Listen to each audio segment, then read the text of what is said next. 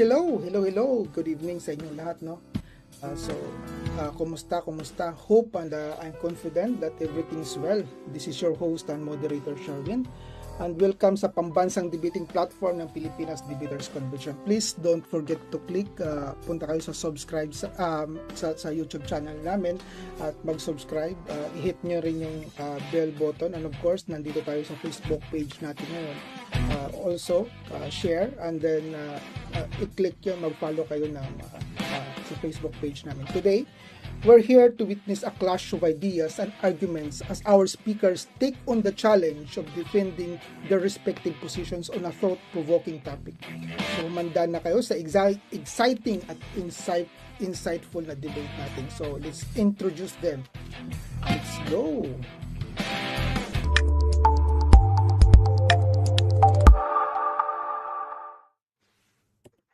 Hello bro, naririnig nyo ako, di ba?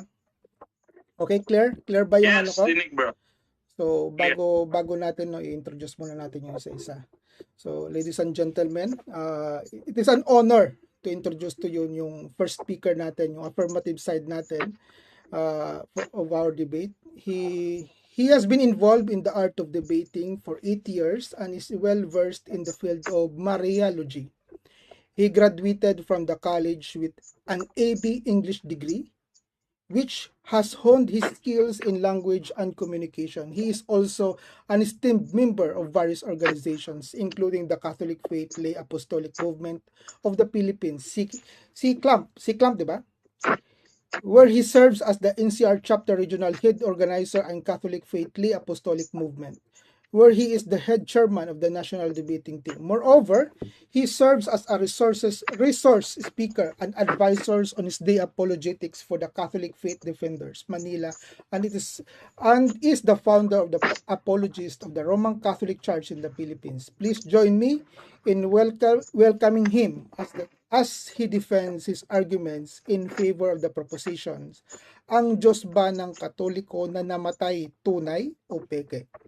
So, welcome natin si Mr. Denmar Santiago. Palakpakan natin, lagyan natin palakpak yan. Mr. Denmar, yan, si Denmar. At of course, ang susunod nating i-introduce ay ang negative side. Ang negative side naman natin. Introducing the second debater natin, standing on a negative side tonight, arguing against the propositions that ang Diyos ba ng Katoliko na namatay tunay o peke. He started debating in 2022 and continued through 2023. He has a strong educational background, having graduated from a New Era University with a college degree. Although he is a new face in the debating arena, he brings with him a wealth of knowledge and insights from the academic background and debate experiences. As a member of Iglesia ni Cristo, he is well versed in the doctrines and beliefs of his religion and is equipped to present a compelling argument against the propositions. So without further ado, let us also welcome Lalosh from Iglesia ni Cristo, of course. Lalosh, palakpakan natin yan si Lalosh. Okay. Ayan, maririnig nyo yan sa live. Pag pinanood nyo yung live, may yung palakpak yan. So bago tayo mag-umpisa, no, babasahin, bali ang format natin, 10 minutes, no? 10 minutes, may 10 minutes rebuttals, 10 minutes yung affirmative stand, and then mayroon tayong cross examination of 7 minutes, then another 10 minutes from the rebuttal presentation, then 7 minutes cross examination, then we will proceed to the conclusion. So bago mag-umpisa ang lahat, basahin muna natin yung rules natin. So as your moderator today, I am expecting na mag-adhere kayo sa rules na ito. So ang unang rules natin. Hello bro, ano? Yes. Anong oras namin? Anong oras? 10:7 sa inyo, di ba? 10 minutes presentation o ano ba? 10:7. Anong oras? Tigilang minuto ba bro? Tigilang 10 minuto? 10 minutes. 10 minutes presentation, 7 minutes. 10, 7, 10? Okay. So ang babasahin ko lang yung rules natin, no. Ang unang rules natin, ang lahat ng sagot ay kailangang sagutin ng 20 seconds max.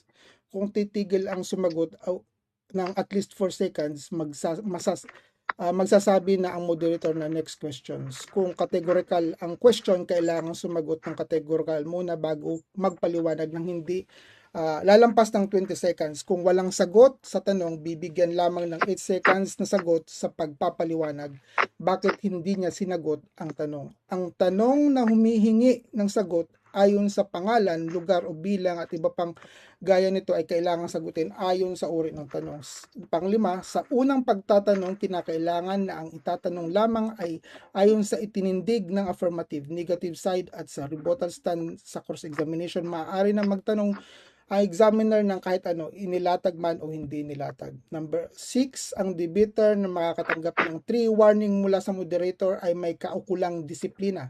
Babawasan ng 2 minuto sa kanyang oras sa pagtatanong o dadagdagan ng 2 minuto kung ang tinatanong naman ay ang paglalapatan. Bawat senaryo ng objection, isang beses lamang maaaring magpaliwanag ang bawat panig upang dinggin ng moderator. No unprofessional attitude.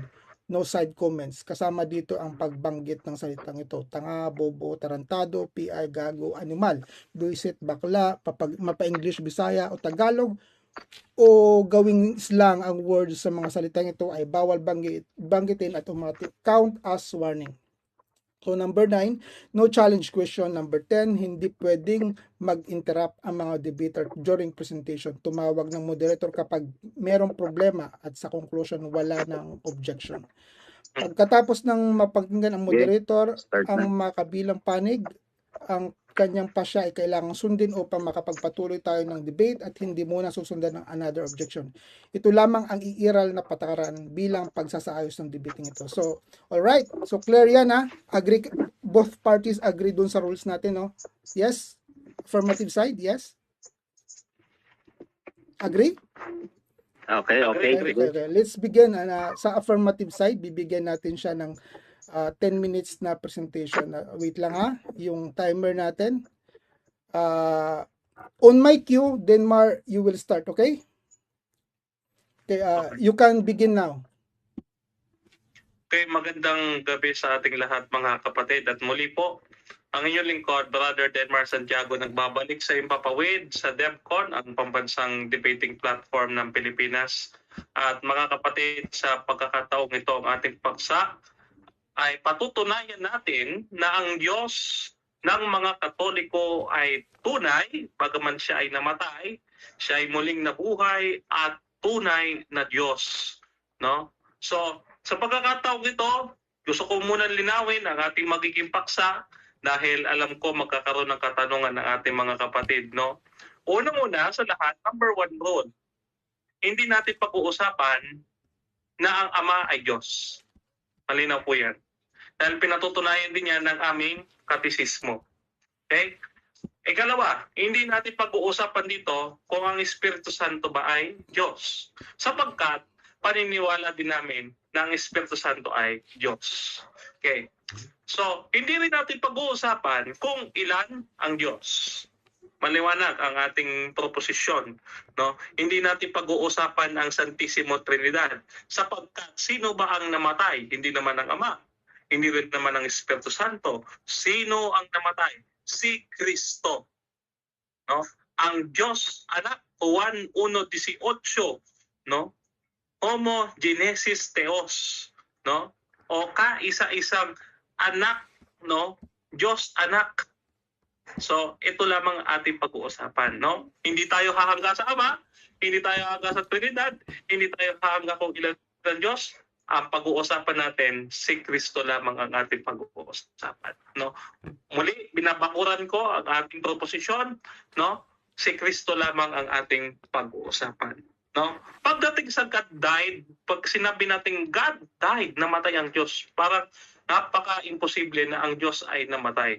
Pero mga kaibigan, no? Mayroong talata ang Biblia na magpapatunay kung bakit ang Diyos ay posibleng mapatay ng mga Hudyo na nagpako sa kanya sa krus. Una, mga kapatid, banggitin muna natin itong nasa Juan 1:1. Ang sabi sa Juan 1:1, sa pasimula, siya ang berbo, at ang berbo ay sumasa Diyos at ang berbo ay Diyos. Sa 14, nandiyan, at ang berbo ay nagkatawang tao. Ibig sabihin mga kapatid, no? Ang berbo o ang ating Panginoon, alam naman natin yan, ang ating Panginoon yan, no? Ang ating Panginoon ay ang berbo. No, dahil ang sabi nagkatawang tao at nanahan sa gitna natin. Ang pinatotohanan diyan ni San Juan ay maliwanag na Diyos, sapagkat ang sabi sa kanya lahat ginawa ang mga bagay. At kung hindi sa pamamagitan niya lahat ng mga bagay ay ginawa, ay walang nagawa nga. Maliwanag diyan, Juan 1:1 hanggang 3, no? Ang berbo ay Diyos. Ang pamantayan ng Biblia na ibinigay ng Biblia upang matawag natin ang isang being na Diyos, siya ay dapat ay manlalalang. No? Roma 1:20. Ano ang sabi ng Roma 1:20? Ang sabi ng Roma 1:20, no? Makikita natin ang kanyang pagka-Diyos sa kanyang mga nilalang. So, kailangan ang Diyos ay isang manlalalang. So, pasok ba ang ating Panginoon Kristo bilang isang manlalalang? Sa Isaias 44:24, maliwanag ko sinabi, ang Panginoon ng mga hukbo, ang iyong manunubos, ang naglatag ng langit at nagladlad ng lupa. O naglatag ng lupa, naglatag ng lupa at nagladlad ng kalangitan. Sino ho ito? Kinatuparan itong Isaias 44:24. Maliwanag po, nandito sa bagong tipan, ititiin natin mga kapatid. Ang sabi diyan, ngunit sinabi niya, no? Sa anak. Kanino sinabi? Sa anak, no? Sinabi niya, ang iyong trono, o Diyos. Ano daw ang anak? Diyos. At ikaw, Panginoon, ang siyang naglatag ng lupa at nagladlad ng langit. Kaya mga kapatid, ang kinatuparan ng nandyan sa Isaias 44:24, ang tinutukoy diyan sa talatang yan ay walang iba kundi ang ating Panginoon Kristo. Tandaan natin, ang ating Panginoon Kristo ay manunubos. Therefore, no, ang ating Panginoon Kristo ay isang manlalalang. Kaya siya ay maituturing na Diyos. Dahil ito ang binigay na standard ng Biblia, parang isang being o ang isang umiiral ay tawaging Diyos. Okay. So, dito mga kapatid, patutunayan natin kung paano ang Diyos pa nga ay namatay. No? Sapagkat ang Diyos na namatay, kundi ang ating Panginoon Kristo, lagi natin dididiin ha, hindi ang Ama, hindi ang Espiritu Santo. Sino ang Diyos na namatay? Ang anak, ang ikalawang persona ng kadyusan ang namatay. Okay? Tandaan natin, si Kristo ay namatay sapagkat siya ay nagkatawang tao. Ngunit itinuturo sa atin ng Biblia, Colosas 1:19, no? Pinili ng Ama na manatili sa kanya ang kalikasan, no? Ang kanyang kalikasan kahit na siya ay nagkatawang tao. Colosas 2:9, no, siya ay puspos ng buong pagka-Diyos kahit na siya ay nagkatawang tao. Magandang balita, Biblia. Kaya maliwanag mga kapatid, no, sa isang persona kumakapit ang dalawang kalikasan, ano, ang Diyos at tao. Hindi pwede magkahiwalay. That is unconfused, unseparated. Hindi mo mahihiwalay, no, magkasama. Ngayon, paano ho mamamatay ang Diyos? Okay, ito ang tanong. Yung misteryo ng Diyos kung paano siya namatay. Siya ay nagkatawang tao. Lucas 24:39, sabi niya, ako ito, may buto at mga laman. Tignan ninyo, ako nga ito. No, ang multo, sabi niya, ay walang laman at buto. Ngunit ako'y meron. Ano ang ibig sabihin? Siya ay nagkatawang tao. Siya ay tao pa rin. Kaya siya ay napatay. No. Ngayon, ang kamatayan, ang sinisimbolo ng kamatayan, ay ang pagkahiwalay ng kaluluwa at ng spirit, ang kaluluwa at ng katawan. Ulitin natin. Ang pagkamatay ay pagkahiwalay ng katawan at ng kaluluwa. Hindi ito paghihiwalay ng kaluluwa at saka ng pagka-Diyos. Walang ganung usapin. Sapagkat ang nature, ang sabi nating nature o essence, hindi mo mapapatay. Alin na mapapatay? Yung person mismo. Yung person na nagdadala ng nature, siya ang pinatay. Okay? Nag-subsist doon yung nature. Hindi mo, tandaan natin, hindi natin mapapatay ang nature. Ang mapapatay natin, yung person na nagdadala ng kalikasan na yaon. Ha? So hindi natin mapapatay ang divine nature, hindi rin mawawala ang divinity, no? Ang namatay in his human nature. Maliwanag ko sa mga dokumento ng ating simbahan, lalo na sa Catechism of St. Pius X, si Kristo ay hindi siya pinahirapan o namatay bilang Diyos, kundi siya ay namatay bilang tao. At ito ngang kanyang pagka-Diyos at pagkatao, ina-attribute doon sa person. Therefore, mga kapatid, no, masabi natin, hindi literal na namatay ang Diyos, kundi ito ay figurative. Paano figurative? Because when you say God died, who died? Namatay ba yung kabuuan ng pagka-Diyos? Hindi. Kasi malawak ang salitang God. Sa ating dogma, sa fundamentals of the Catholic dogma, mga kapatid, mababasa natin doon that Jesus died in his human nature. Ang namatay, yung pagkatao, hindi ang pagka-Diyos. Ngunit, sinasabi natin na ang Diyos ay namatay sapagkat yung nagdadala ng human nature ay Diyos. Dahil si Kristo ay Diyos, hindi natin pwede paghiwalayin yung kanyang nature. Okay, so punta tayo dito sa Biblia. No? Sa Biblia, mga kapatid, Last 30 maliwanag seconds, Delmar. Anong time, 30 moderator? seconds. Ilang minutes? No, 30 seconds na lang. 30 seconds, okay. Maliwanag daw sa aking unang tindig na ang Diyos, no, gawa 3:15 ang lumikha ng buhay ay pinatay, no? At ito ang pinatutunayan natin sa si Kristo na tunay na Diyos, bagaman siya'y namatay, nananatiling tunay na Diyos sapagkat ang pinatay sa kanya human nature at hindi ang kanyang Time na. So, reminder lang sa mga nasa room, iwasan lang po natin muna magsalita. Ang magsasalita lang ay yung nagde-debate ngayon. So, handa ka na ba, Denmar, for the 7 minutes cross-examination? Yes, ready na. Lalosh, your time, wait lang 7 minutes, 7 minutes ilagay muna natin. So on my cue, you can start. So Lalosh, you can start now. Okay. Unang tanong, Denmar. Yung bang mga pinresent mo, yung lahat ng pinresent mo, totoo ba yan? Tama ba yan? Yes, tama yan. According sa dogma of the Catholic faith. Okay. So sigurado ka, tama lahat ng pinresent mo? Yes. Okay. Dito tayo sa Juan 1:18 na ginamit mo. Sabi mo tama pinresent mo eh. Ibig sabihin, hindi ka nagkamali doon sa pinresent mo. Hindi ka nagkamali ron. Hindi ako nagkamali doon. Okay. Sige, hindi ka nagkamali.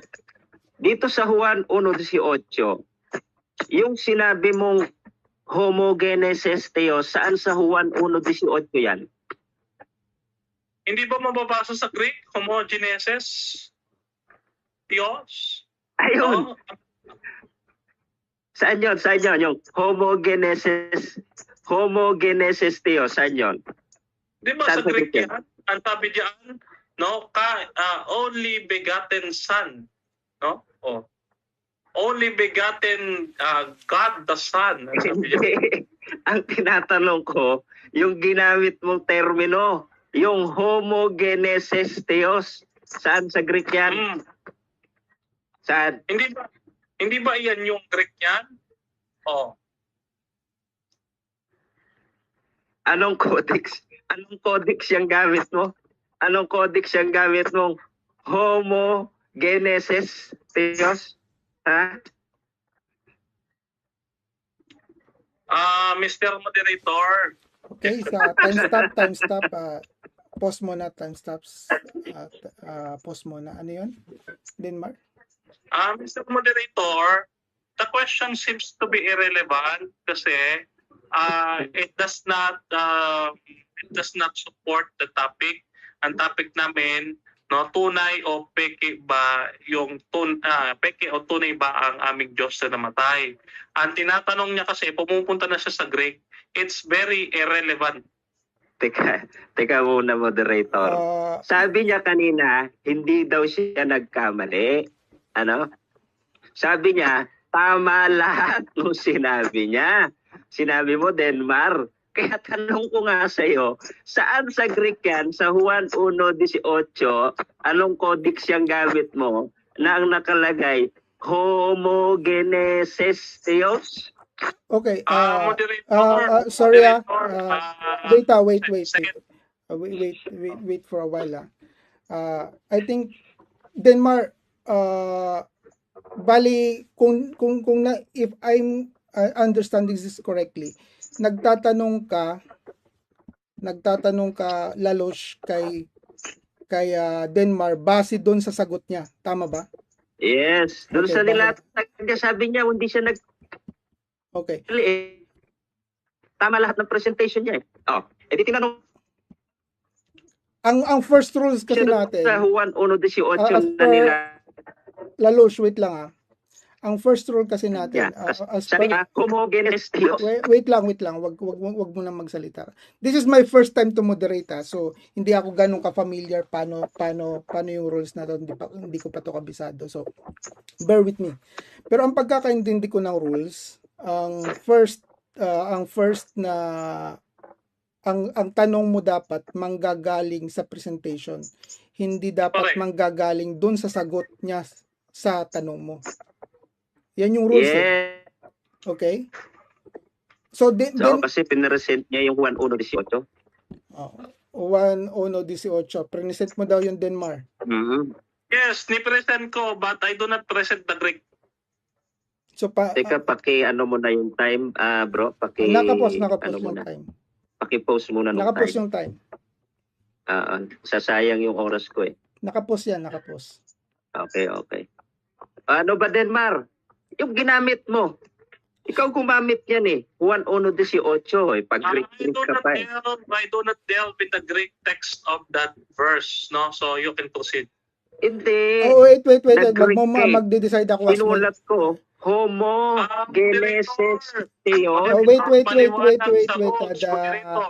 As a moderator, wait lang as your moderator, Denmark, Lalosh, magde-decide ako, no, based on this. Hope you respect my decision, no.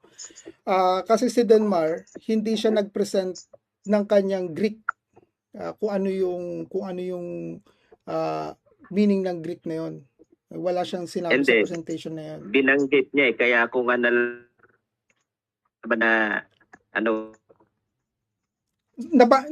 ikaw din, Mar, nabanggit mo ba? Nabanggit mo ba yung verse na yan? I check, moderator. Wait lang. According to the rules, moderator, according to okay. the rules, the question is not, no? Again, the question is not categorical, therefore you cannot force the affirmative to answer. Objection. Tinanong kita ng ilang beses dyan, sabi mo wait lang, let me decide as your moderator. Okay, bear with me, hindi ako familiar sa moderator. Wait lang, let me decide. Na lang kung hindi kaya. Let me decide sa case na to, no. Denmark, present mo ba yung sinabi niya na nabanggit mo ba yan sa presentation mo? Yes, nabanggit ko na John 1 verse 18. Okay, Lalosh, ang moderator, please, patapusin mo ko. No, I do not mention any manuscripts, and the question is not categorical, therefore you cannot force me to answer. Okay. Counter? Wala na. So I think let's just proceed to the next question, Lalush. I think wala kasi din yun sa kanyang presentation eh. Okay. Ipaproceed Sa ko lang Juan yung time 1:18, sabi mo, homogenesis theos. Choppy. Ang tamang pronunciation dyan. Monogenes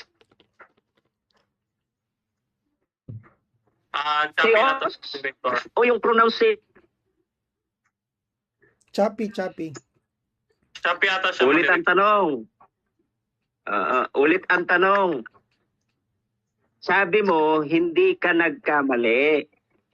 Ito ang tanong ko. Alin ang tama sa dalawa? Sa pronunciation niyan. Yung ginamit mong Juan 1:18. Monogenes theos. Choppy, I think ipopost ko muna yung time mo. Hindi ka maintindihan, Lalo. Pinost ko muna yung time. Hindi ko maintindihan yung tanong niya. Hindi ko alam ano tanong niya. Hindi rin mabuo talaga yung thought, moderator. Okay, ulitin ko. Okay. Hello? Nagcha-choppy ka eh. Ano muna siya, moderator? Ayan, malinaw na. Pwede siya bumalik. Salita ka ulit. Nakapost yung time mo. Okay, ito na yung tanong. Sige. Resume ko yung time. Denmar. Denmar. Focus ka sa tanong.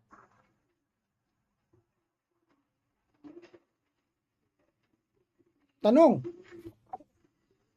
Moderator, nawawala talaga siya. Wala.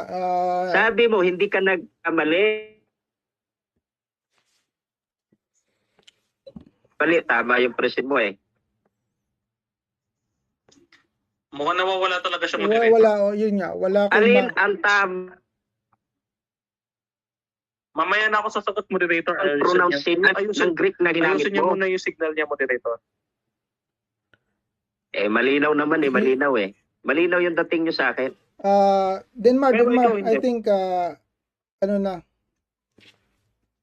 Denmar? Hello? Yes. I'm here. Malinaw na. Malinaw na? Ulitin mo ulit, sige. Lalos yung tanong mo. Okay. Nakapost ba yung time, bro? Nakapost. Yes, nakapost naman. Okay. Sabi mo, hindi ka nagkamali eh. Paulit-ulit kitang tinanong eh. Ano ba ang tamang pronunciation niyan? Yung Greek word na binanggit mo sa Juan 1:18. Monogenes theos. Yung monogenes theos o yung homogenesis theos? Alin yung tama? Monogenes theos, ang sabi ko. So mali yung binanggit mo na homogenesis theos, mali yun. Wala ako binanggit na homo. Ayun. Okay, dininay. Sige. O sige, pagbigyan. Pagbigyan, dininay na eh. Meron ka pang 2 minutes, almost 3 minutes na pagtatanong. Okay. Dito, sabi mo,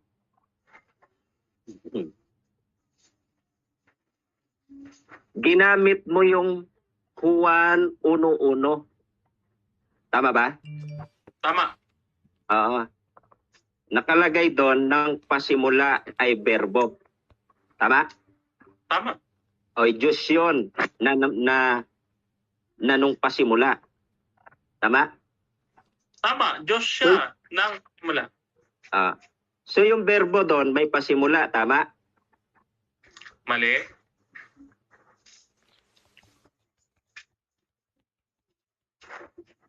Di ba? Yung verbo may pasimula, tama? Mali. Magkaiba yung may pasimula at nang pasimula. Magkaiba yon.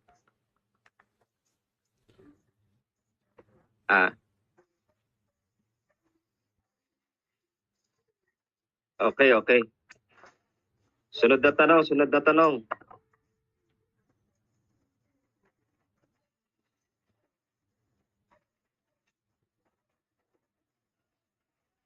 Sabi mo, yung isang persona ay dual nature, tama? Si Kristo, oo, dual nature siya.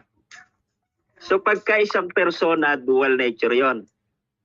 Si Kristo, bilang ikalawang persona ng Kadyusan, meron siyang dalawang kalikasan. So alin yung tama? Yung persona dual nature o yung persona hindi dual nature? Alin yung tama ron? Mali, pareho yung sinabi mo. Dapat in-specify mo. Si Kristo, bilang second person of the Godhead, ay meron siyang two natures. Kasi pag sinabi mo persona, sino? Persona ng Ama, persona ng Espiritu Santo? Dapat we clarify sino pinag-uusapan natin.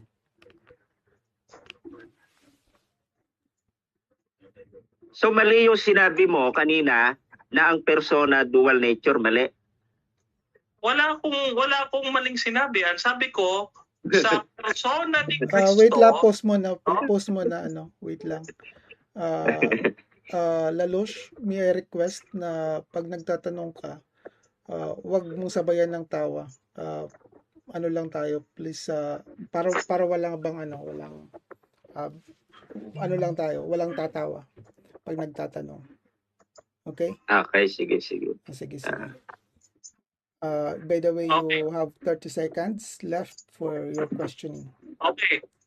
Sa persona ni Kristo, nag-dwell o nag-subsist yung dalawang kalikasan. No? Lilinawin natin, we need to clarify sino yung persona binabanggit mo. Mahirap yan, baka mag-invento ka. Kung kanino persona yan, baka persona ko yan. No? Kasi person din ako eh. Okay, so mali yung sinabi mong persona ay dual nature. O sige, dito na tayo sunod na tanong.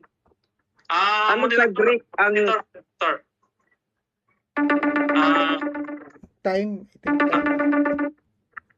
Yes, Denmar? Wala na rin, moderator. I-object ko sana, bawat tanong niya, napapansin ko kanina pa, nagko-conclude siya. Nasasabi niya, mali yung sinabi mo pala kanina. So, nagko-conclude siya sa question.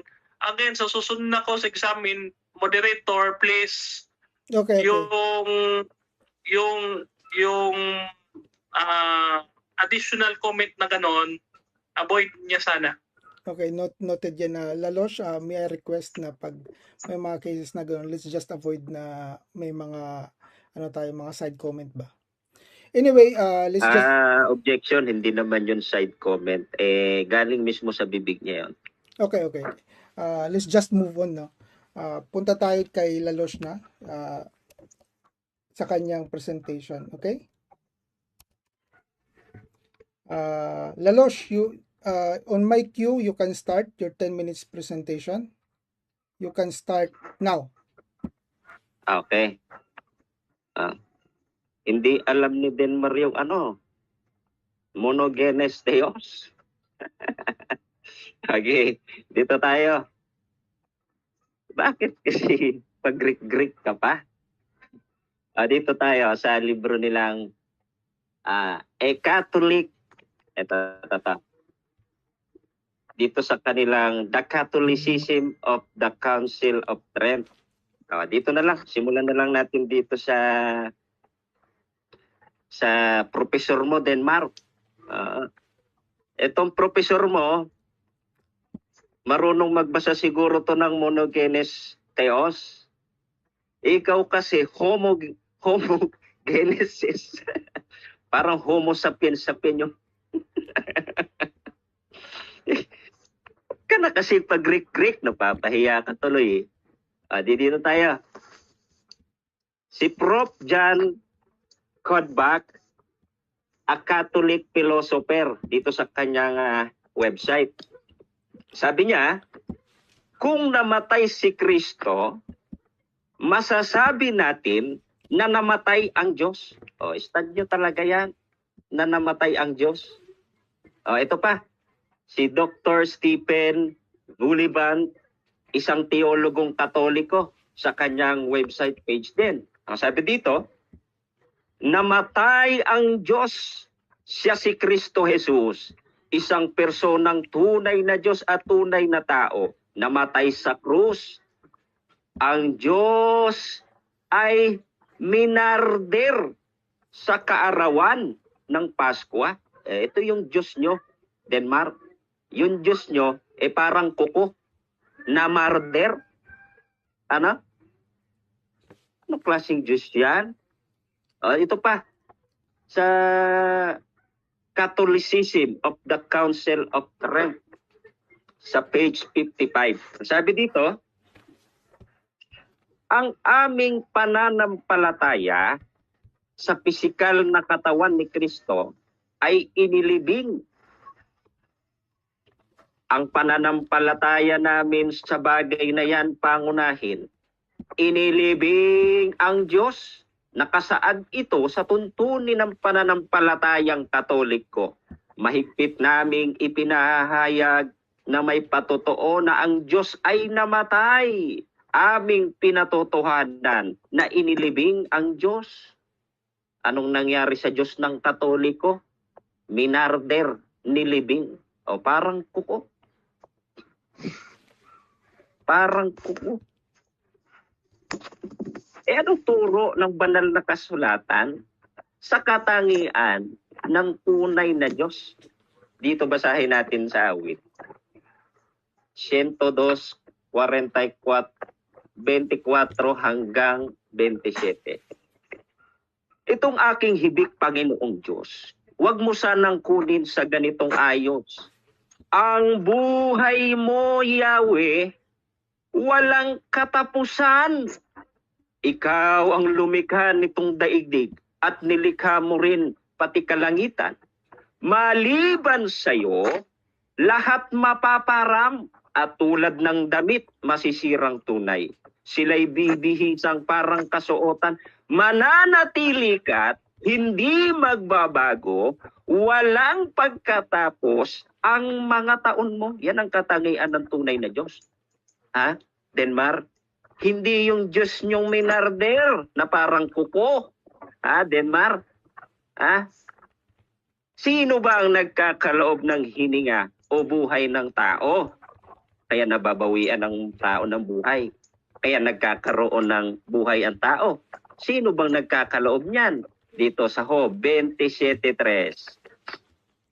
Na habang nasa akin pa ang aking buhay at ang hiningang mula sa Diyos at nasa mga butas ng aking ilong.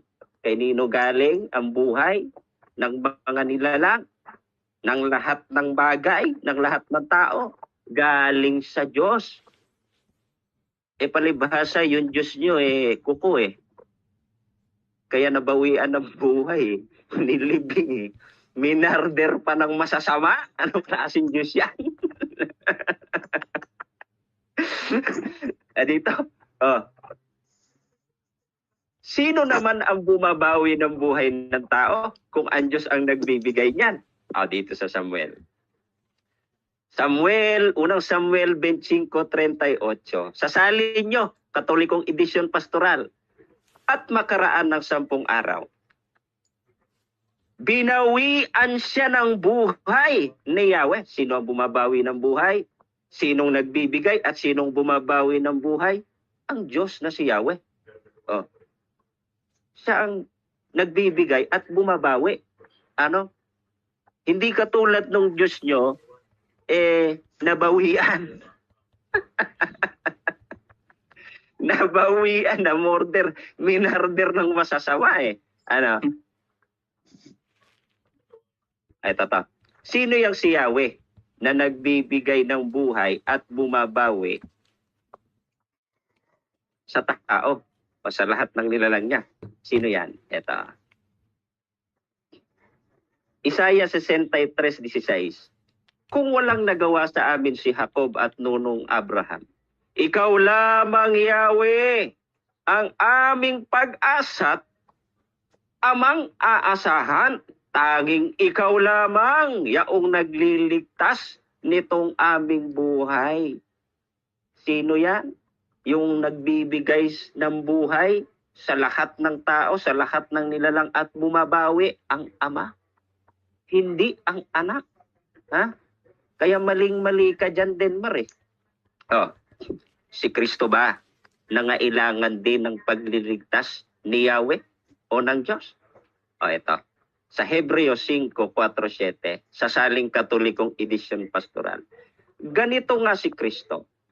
Nang nasa lupa pa siya, malakas na pagdaing at mga luha ang inihandog niya sa kanyang mga panalangin.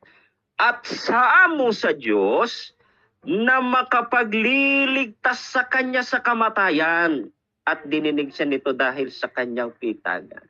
Maging si Kristo nangailangan ng pagliligtas ng Diyos.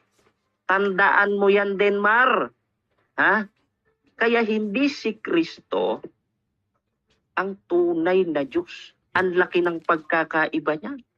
Ano, Denmar? Ito pa. Ang buhay ni Kristo. Ang buhay ni Kristo, sinong nagbigay? Sinong nagbigay? Kasama ba si Kristo? Sa mga taong binigyan ng Diyos ng buhay? Kasama ba siya? Sinong may-ari ng buhay ni Kristo? Ha? Denmar? Sinong may-ari? O, eto. Sa salin ng Katoliko. Biblia ng Katoliko pa rin, Denmar. Lucas 23:46. At si Jesus ay sumigaw ng malakas na tinig.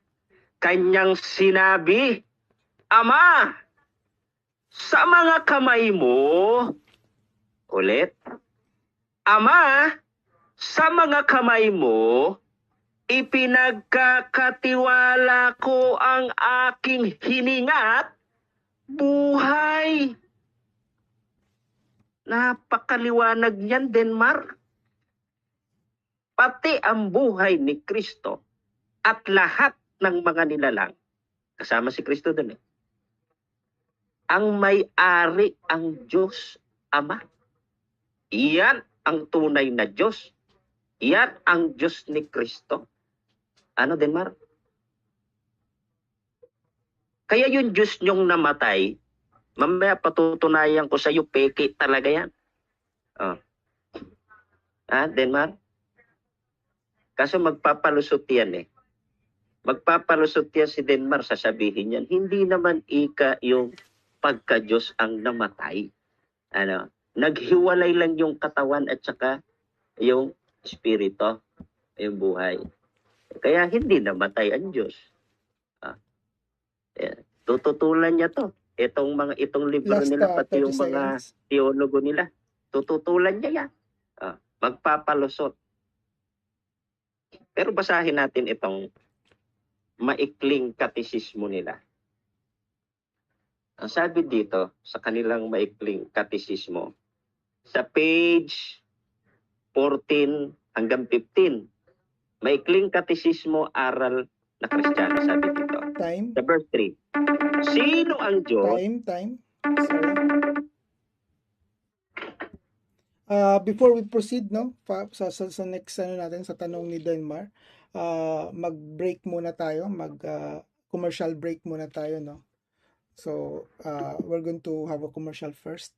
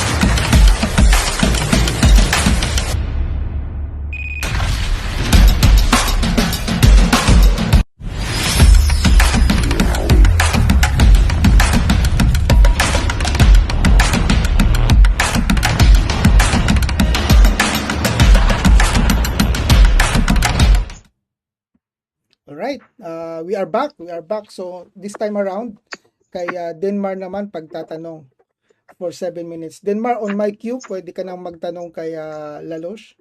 7 minutes starts now. Okay, question number 1. Yung ginamit mo unang talata sa aklat ng mga awit. No, aklat ba yung mga awit yung ginamit mo? Yung aklat ng mga awit na yon, sino yung Yahweh na tinutukoy doon?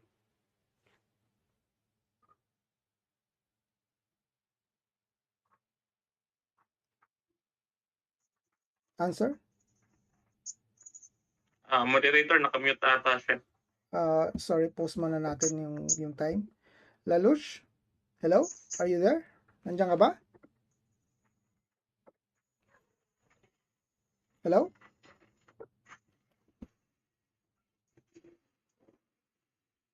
Nalaglag ata, Shirley. Wala dyan? Hello? Parang wala. Nawala na. Nalaglag ata, moderator. Kaya nga. Paano ba to? Tawagan natin.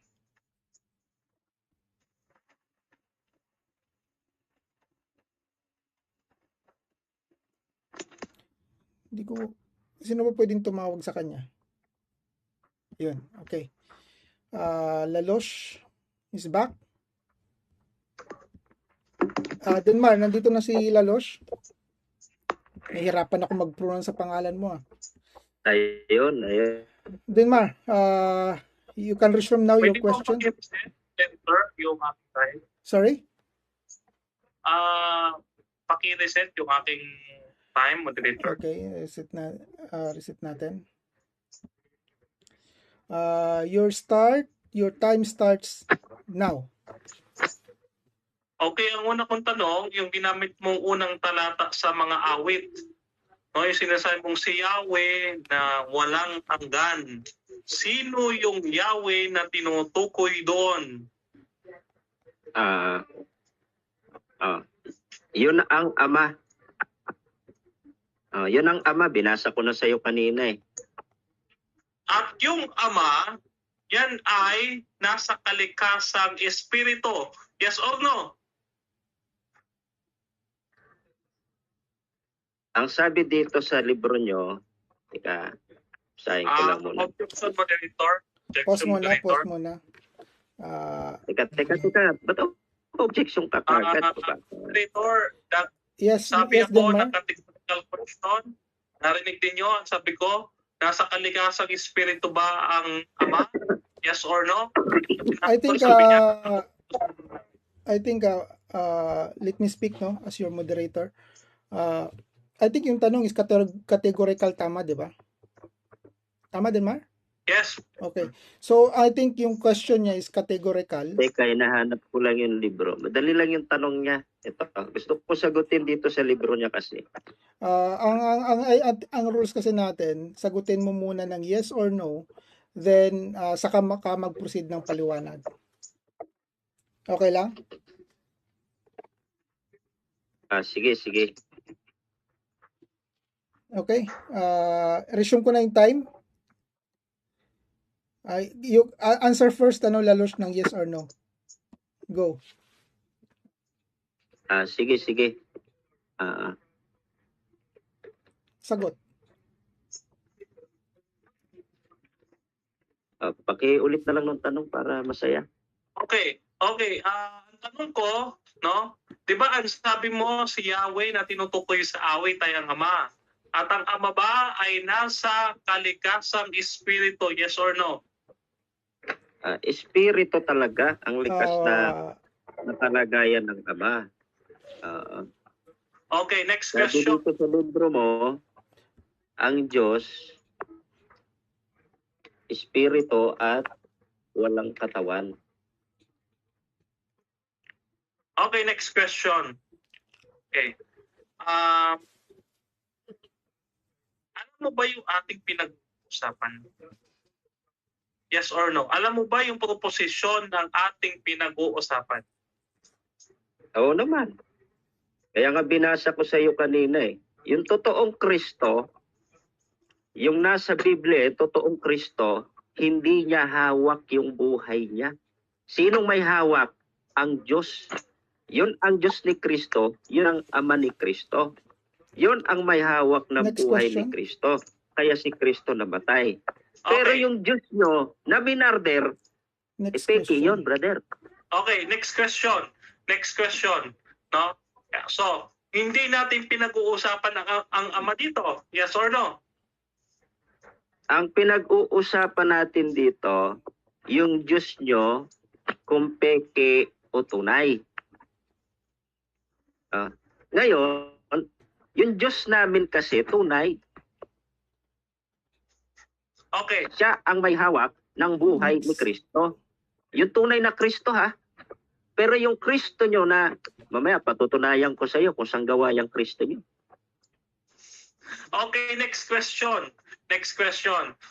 So hindi natin pinag-uusapan ng Ama kundi si Kristo. Kasi ang Diyos na tinutukoy ko kanina sa presentation ay si Kristo na namatay at ipinako sa krus at inilibing.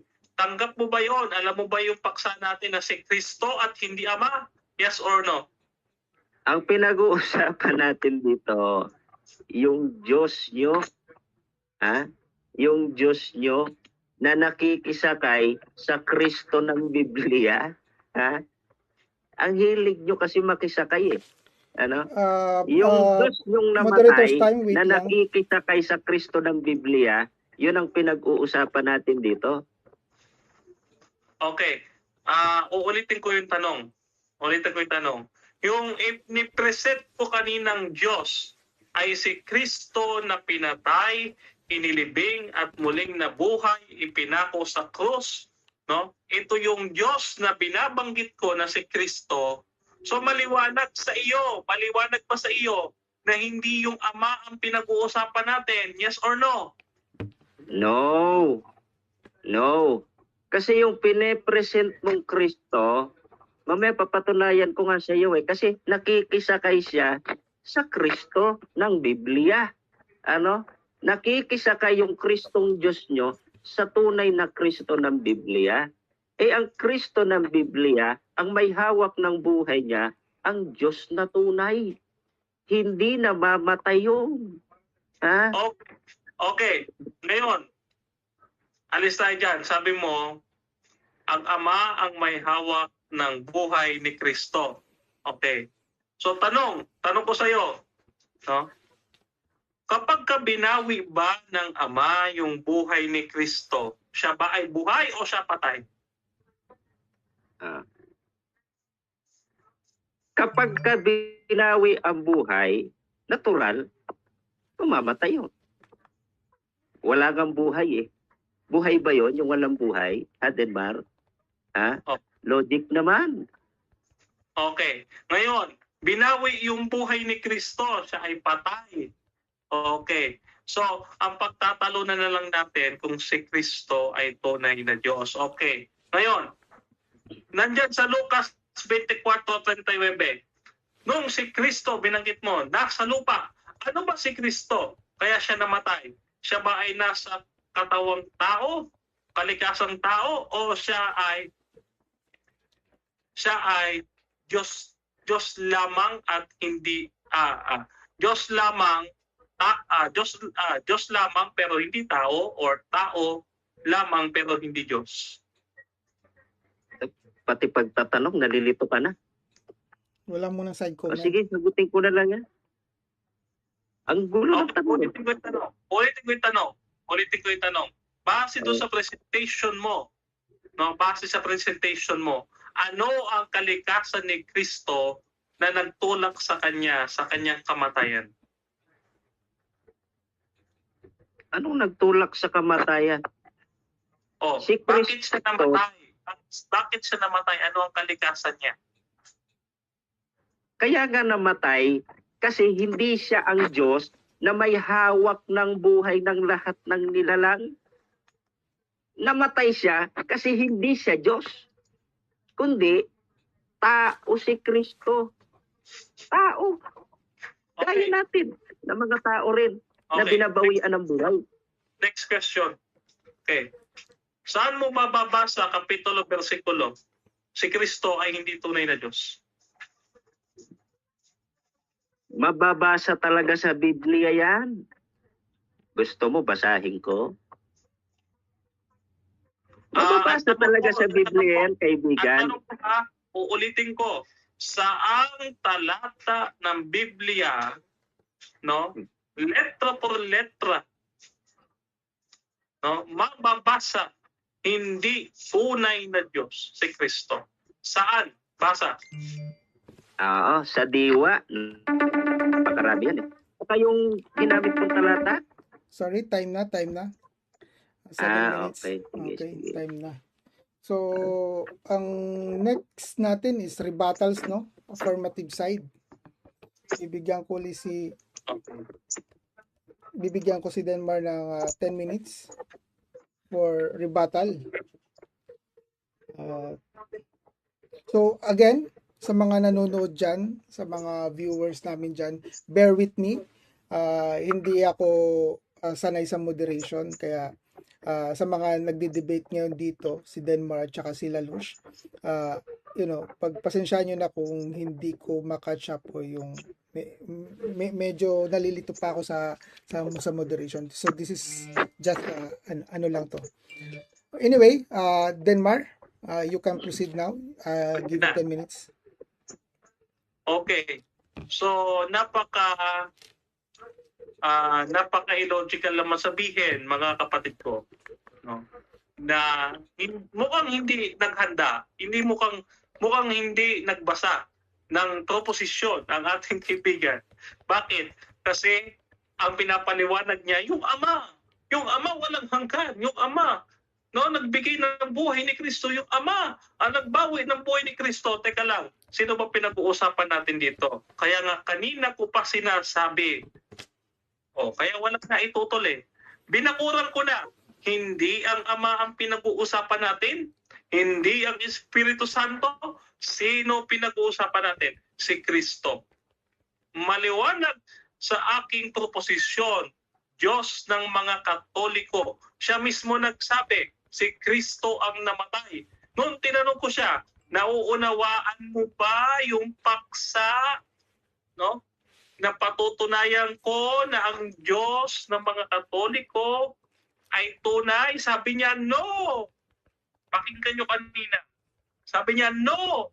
Hindi niya naintindihan, hindi maliwanag sa kanyang proposisyon. Kaya ang inilalatag niya, yung Ama, yung Ama, yung Ama. Wala tayong problema sa Ama. Ang pinag-uusapan natin, yung anak. Dahil yung anak, ang siya nagkatawang tao. Yung Ama, espiritu yun, malamang hindi mamamatay. Ikaw na nga nagsabi. Yung Ama ang tinutukoy dun sa awit. Ano naman ang relevancy nun doon sa topic? Ano ba naman? No? Ngayon, sinisitas niya, tao si Kristo. Tao, hindi nga natin pinag-uusapan. Uulitin ko, hindi natin pinag-uusapan kung tao si Kristo. Ang pinag-uusapan natin, kung tunay bang Diyos si Kristo. Wala ka namang mabasa, hindi tunay na Diyos si Kristo.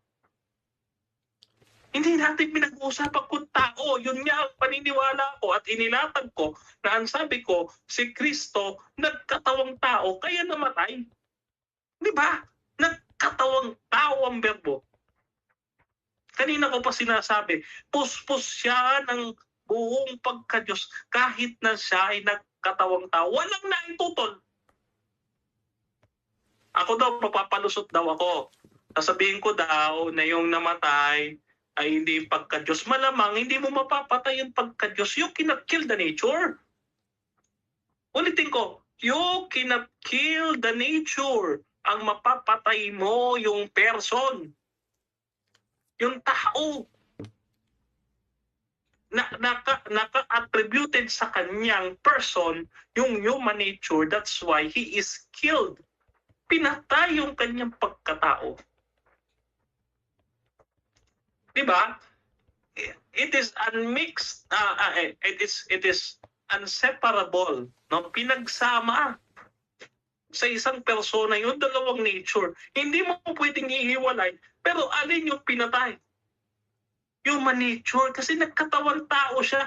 Hindi mo mapapatay ang Diyos kung hindi siya nagkatawan tao. Katulad ng Ama, Espiritu siya. Paano mo mapapatay Espiritu? Sige nga. Nagkatawan tao kaya namatay.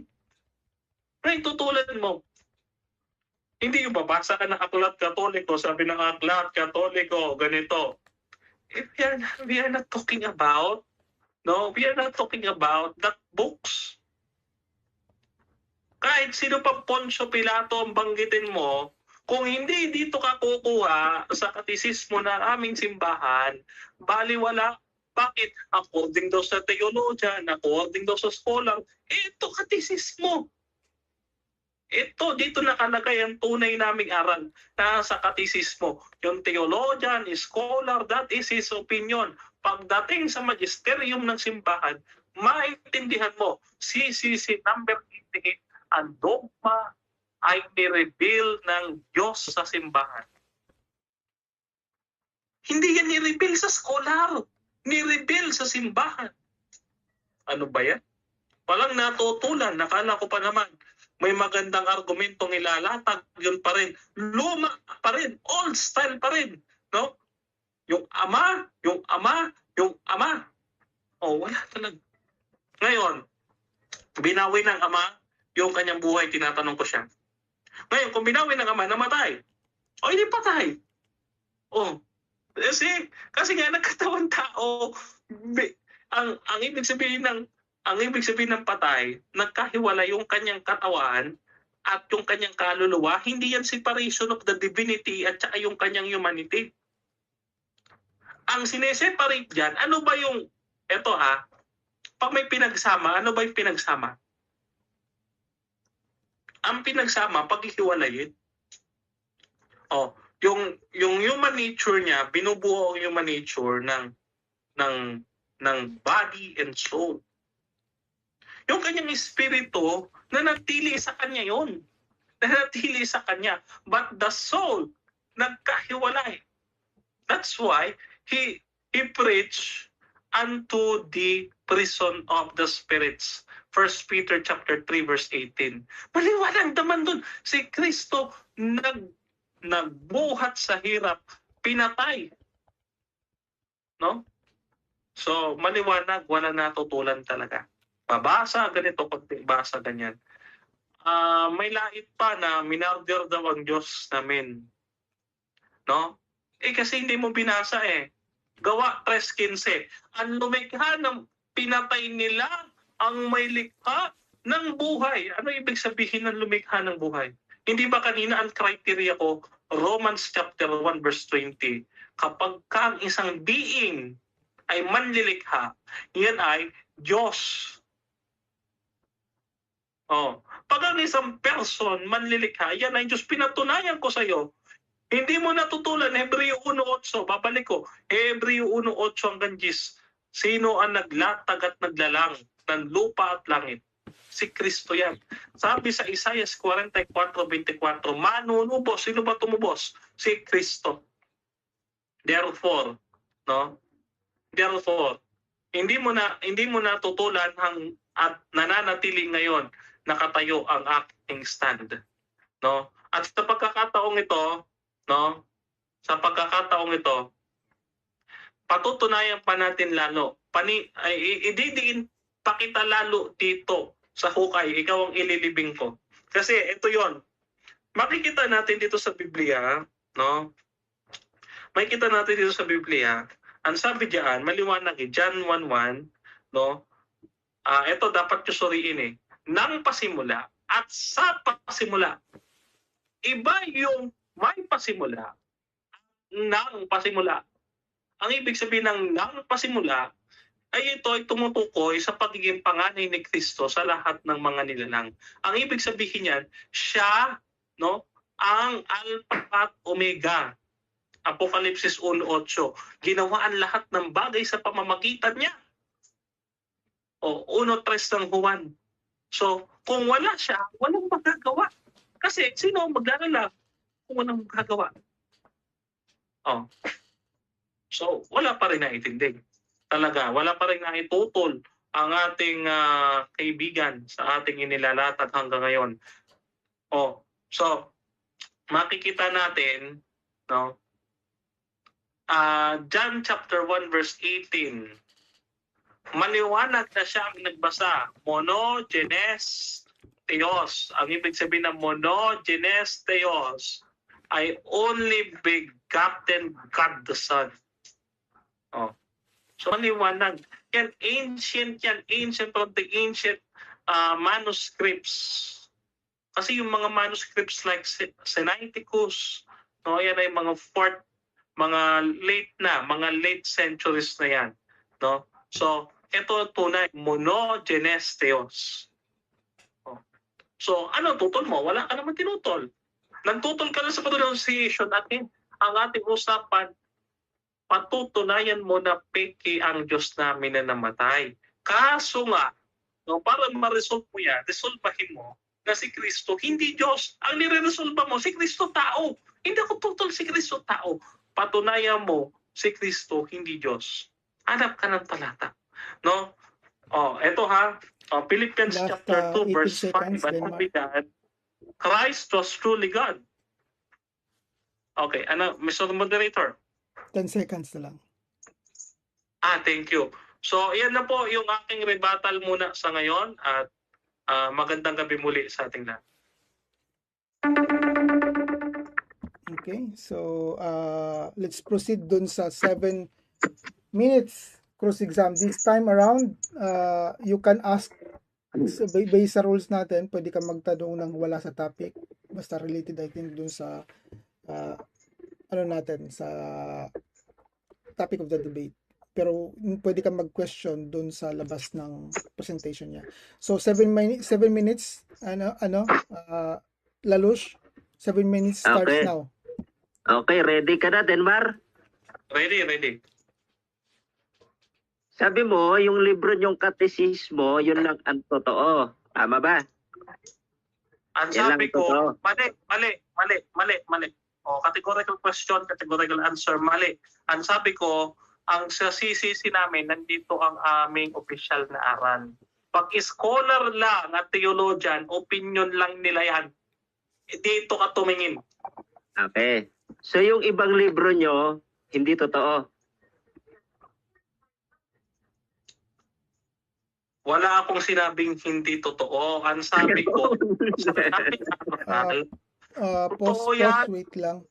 Lalush, iwasan lang natin yung tumawa pag habang nagtatanong. Magano ka lang magtanong. Natutuwa kasi ako sa sagot ni Denmar eh. Pasensya na. Sige, okay. Tuloy. Resume. Okay. Ang sabi ko, no, totoo yan, no, hindi ko tinututulang totoo yung mga libro na nag-exist yan. Pero ang opisyal naming aral, no, nandito sa katisismo, ipinaliliwanag dito ang aming pananampalataya sa katisismo, dito ka magtanong. Okay. So, bukod sa katisismo, na sabi mo totoo, yung ibang libro nyo, totoo rin.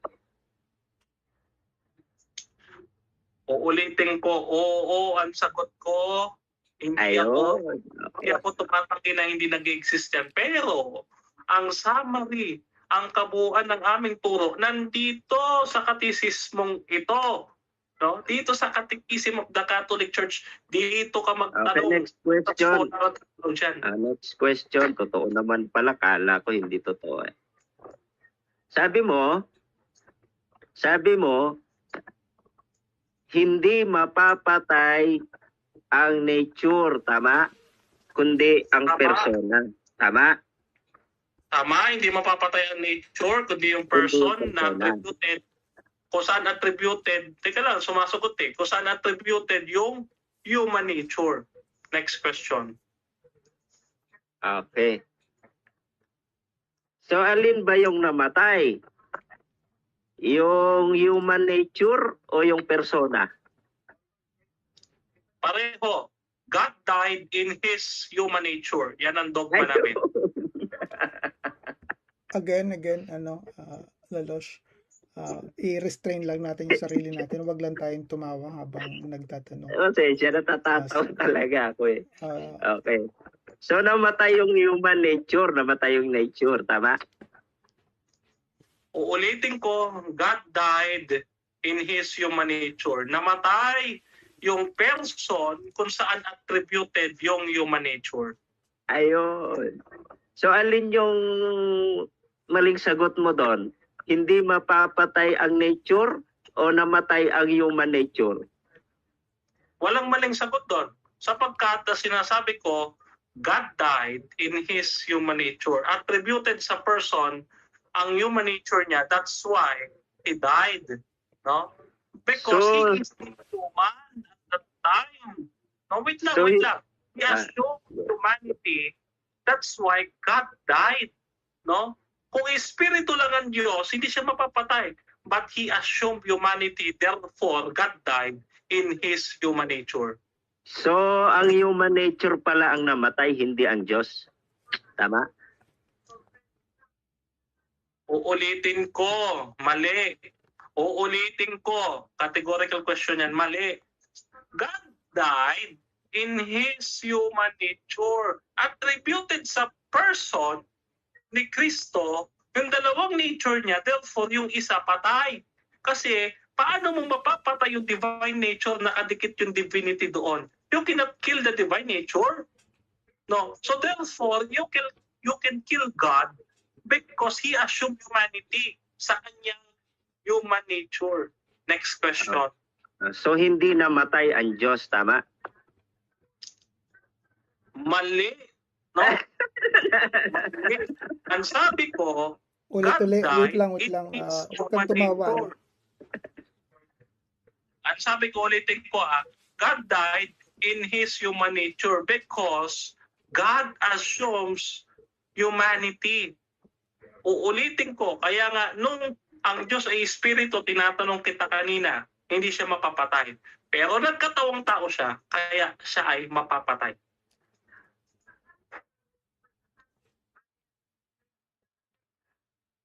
Ano bang paksa natin?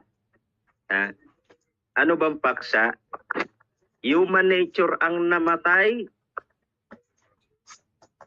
o yung God nature? Ano ba yung natin? Ano ba yung paksa? Okay, ang paksa natin, uulitin natin. Ang Diyos sa mga Katoliko na namatay ay tunay o peke. Ang sagot ko, God died in His human nature. O hindi mo maintindihan yon, kanina ko pa pinaliliwanag. Ang Diyos nagdagdag ng kalikasang pagkatao, kaya siya napatay.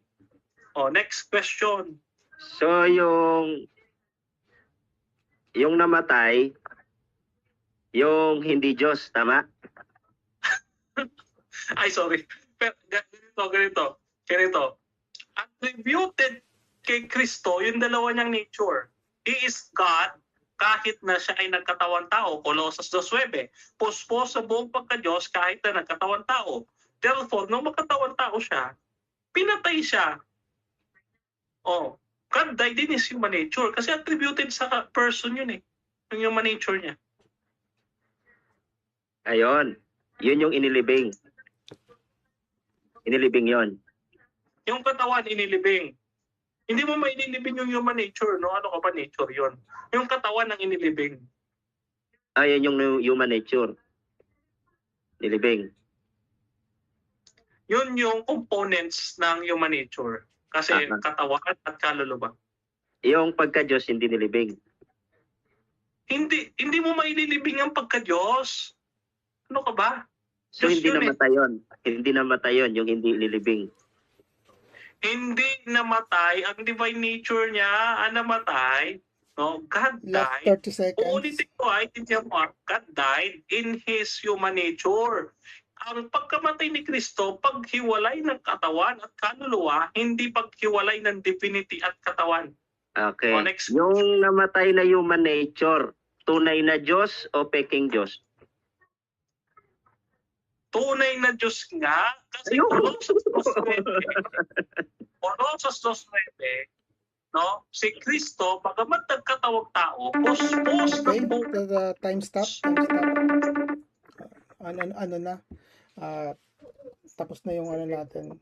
So now, nagpo-proceed naman tayo kay Lalosh sa kanyang 10 minutes rebuttal stand. Your 10 minutes, Lalosh, starts now.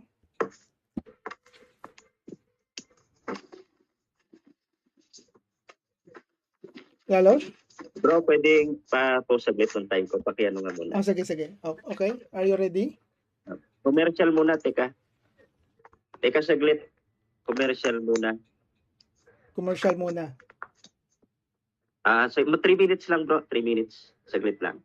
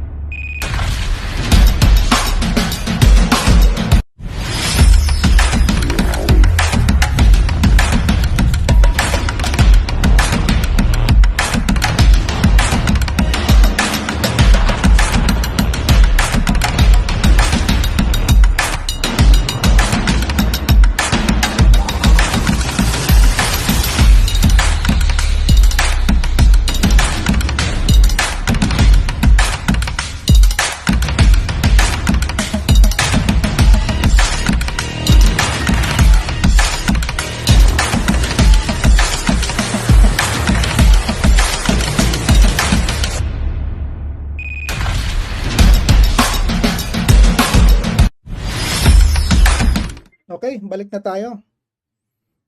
Your 10 minutes starts now. Okay, sabi niya, namatay daw yung human nature, tapos yung pagka-Diyos hindi namamatay. Di ba, mga kaibigan? Sinabi niya yung kanina. Tapos binawi niya na naman. Namatay ang Diyos. Ano ba talaga, Denmark? Ano ba talaga? Eto na, papakilala na natin yung Diyos yung minarder na yan. Na namatay, na nakikiangkas sa Kristo ng Biblia. Eto, basahin natin dito ang sinasabi ng Panginoong Hesukristo. Dito sa... ito muna, yung libro nila. Sabi nila, yung Diyos daw, namatay yung kanyang katawan. Tapos yung pagka-Diyos hindi. Tinanong naman natin siya, kung yung libro niya ba, totoo ang sinasabi, totoo naman daw. Kala ko di-deny niya. Basahin natin dito sa maikling katisismo ng Katoliko. Dito sa page 15, chapter 7. Ang sabi dito, bakit hindi natin nakikita ang Diyos? Hindi natin nakikita ang Diyos sapagkat siya ay dalisay na espiritong walang katawan. Walang katawan ang Diyos, Denmark. Sabi ng libro nyo yan. Ha? Kaya sabi mo, paano ililibing yung katawan? Sabi mo, ililibing yung katawan, tapos yung pagka-Diyos hindi namamatay kasi pagka-Diyos yun hindi naman talaga namamatay. Ang Diyos nyo raw, sabi dito, ang Diyos daw,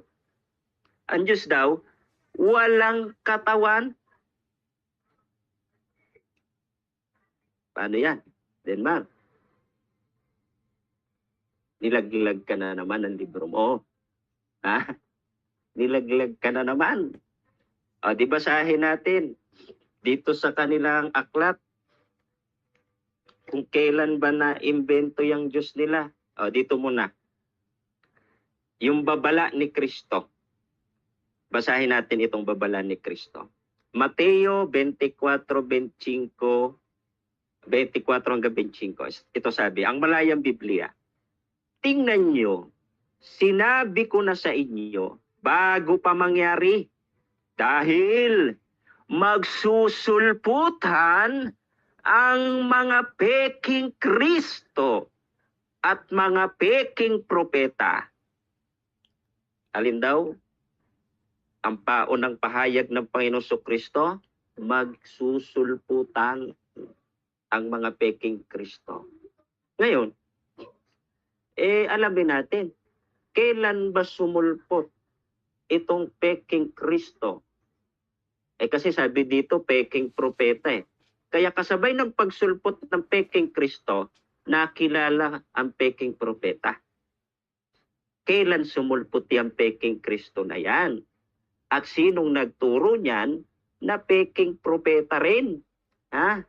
Kumapit ka na sa upuan mo, Denmar. Ito na. Sa Discourses of the Apostles' Creed, isinulat ni Reverend Father Clemente H. Pratt sa page 206.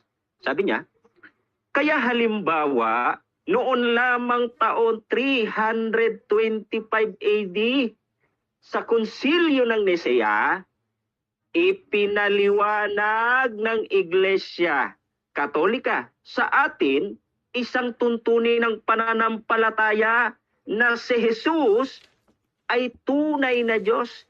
Kailan natupad ang ibinabala ng Panginoong Hesukristo na may susulpot na peking Kristo kasabay ng mga peking propeta?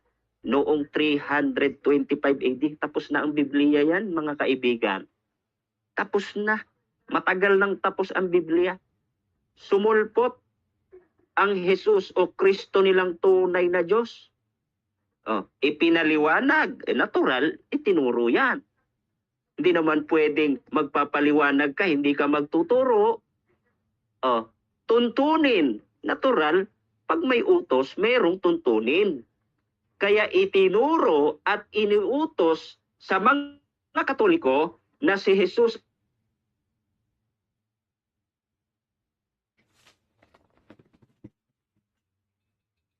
Hello? Pinusto tunay na Diyos noong 300, diba? Sinong kinatuparan na bula ang propeta niyan?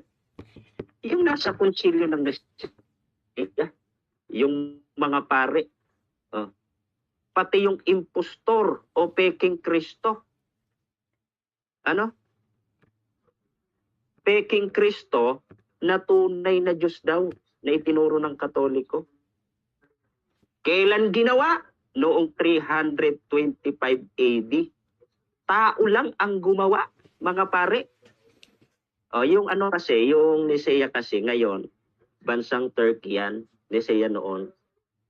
Kaya yung Kristo o Jesus nilang tunay na Diyos, made in Turkey yan. Muntik ko na nga mapagkamala na made in China yan. Kasi yung flag ng Turkey at China, magkahawig. May production date, 325 AD, at may date of expiration. Parang maling. Denmark? Parang maling yung Diyos nyo. Kailan na-expire yung Diyos nyo? Denmark? Kaya nakita natin, impostor yung Kristong Diyos nila eh. Nakikiangkas sa Kristo ng Biblia. Baka nga naman madaya kayo eh.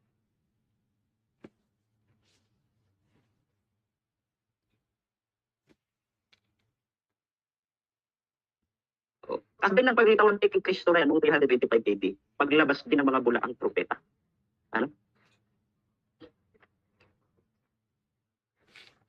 Ngayon, alamin naman natin, kasi yung Kristo nilang peke na made in Turkey, na inimbento ng mga bulaang propeta sa Nisea, sa Turkey, sangkap yan ng persona nila. Sabay-sabay yan eh. Kasama dyan yung peke din na Holy Spirit nila. Sabay-sabay yan eh. Ngayon, sino ba yan? Kung hindi yan ang Kristo ng Biblia. Kasi kinatuparan niya ng hula ni Kristo na magkakaroon ng peking Kristo. Sino ba yan? Dito sa Biblia nila. Sa Biblia nila, makikilala nyo yan. Expanded Bible, Apocalypse 13:11. Denmar, kapit. At nakita ko ang isang halimaw paparating umahon mula sa daigdig. Ito o siya ay may dalawang sungay gaya ng sa kordero o lalaking tupa at nagsasalita gaya ng dragon. Kumikilos gaya ng propetikong tagapagsalita para sa dragon. Kasakasama ng dragon ang unang halimaw. Itong pangalawang halimaw ay nag-anyong demonyong Trinidad. Sino yan? Sino yung peke? Ha? Sino yung impostor na Kristong tunay na Diyos ng Katoliko? Sino yan?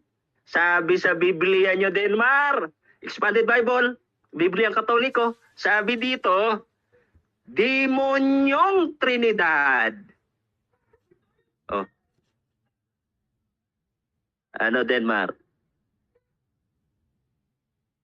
Nagdadasal ka dyan?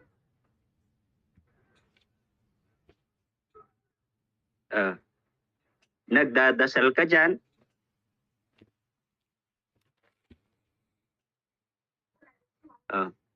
Demonyong Trinidad.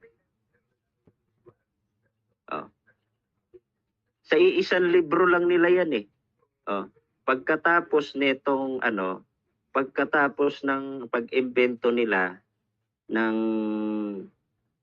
nitong Kristong tunay na Diyos, isinunod na nila yan. Last 30 seconds. Yung peke nilang Espiritu Santo. Ngayon, napatunayan natin mga kaibigan na hindi lang peke ang Diyos ng mga Katoliko. Kaya umalis na kayo dyan. Mga kaibigan naming Katoliko, hindi lang natin napatunayan na peke yung Diyos nyo. Ano pa yan? Demonyong Trinidad.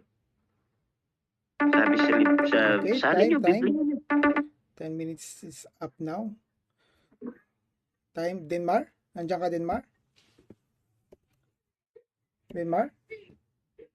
Hello? Yes, nandito ako. Yes, Okay, yes, nandito. 7 minutes cross-examination on rebuttal starts now.